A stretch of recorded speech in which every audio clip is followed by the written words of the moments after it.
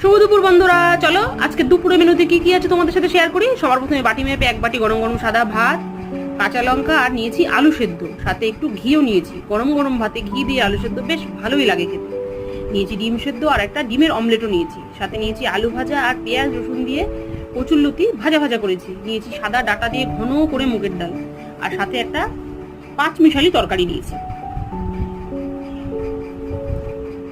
আর নিয়েছি ট্যাংরার তেল ঝাল, আর সব শেষে নিয়েছি চিকেন কিমা কষা। এই আইটেমটা রুটি দিয়ে খেতে বেশ ভালো লাগে।